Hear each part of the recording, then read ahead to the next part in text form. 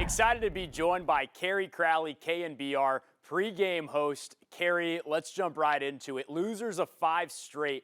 Where do you think the Giants are today versus maybe coming out of the All-Star break when it comes to the deadline approaching? Are they sellers or are they buyers? Yeah, Matt, there's no doubt it's been a really tough week for the Giants, particularly being swept by the Nationals. But I think you have to look at the big picture here. Look at the National League wildcard standings and understand that there's a ton of teams that are in the race right now. The Giants are absolutely one of those teams. They need to think of themselves as deadline buyers. Farhan Zaidi, I believe the president of baseball operations, does see this team as a buyer at the deadline. And you look at their needs, they're pretty obvious right now. They need starting pitching and they need thump in the middle of the order, in the middle of the infield in particular. Justin Verlander is a name that we keep hearing. What are the odds that they go after a guy like that who they have to commit to next year and pay that salary, but you maybe do offset that with a lower return?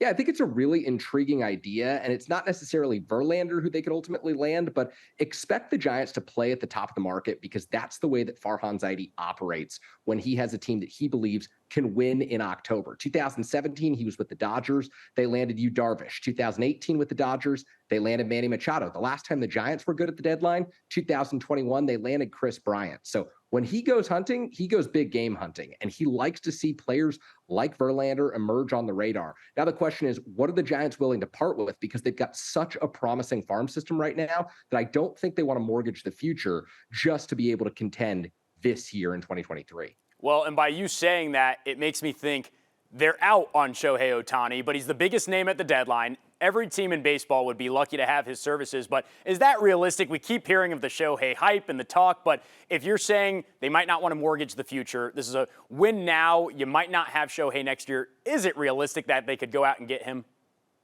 Well, I think that there's a number of different factors that come into play with Shohei Ohtani. One, he's a unicorn. So you could mortgage the future for someone who helps your starting rotation and helps the middle of your batting order. But the reality is the Angels are not likely to trade Shohei Ohtani. And even if they did, it doesn't seem like the Giants would be the type of team that would put the prospect package together to land an Ohtani. So I'd probably put the odds somewhere around 3 to 5% right now. I'm not putting it completely off the table, but the Giants will pursue Shohei Ohtani this offseason. There's no doubt about it. Expect them to be at the very top of the market when he's a free agent. And who knows, 600, 700 million, whatever it will take, the Giants will at least entertain that idea this offseason. Okay, so maybe in December, not so much in July and August.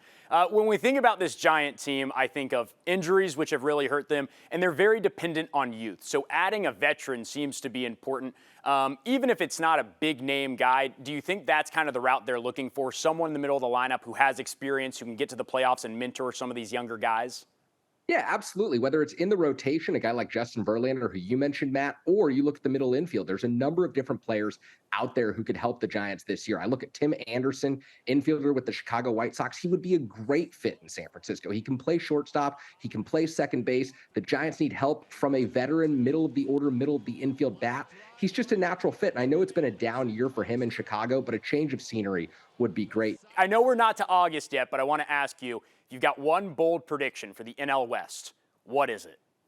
I think the San Diego Padres are going to surge. I do think that they've had a down year so far, but you look at their run differential, Matt, that's a team that has a ton of talent. They're not going to sell at this year's deadline, barring a collapse this week. AJ Preller, he's the general manager there. He's fighting for his job. And if he sells, it's an admission that he didn't do his job well this offseason. So I anticipate the Padres will rearrange the deck. They will get into the thick of the race with the Giants and the Dodgers. I anticipate the Arizona Diamondbacks will begin to fall off. It will still be a 3-team race. Just one of those 2 teams will look different come the end of August. Okay, very interesting. Maybe the Diamondbacks fall off a little bit. Kerry, thanks so much for joining us, and thanks for all the insight, man.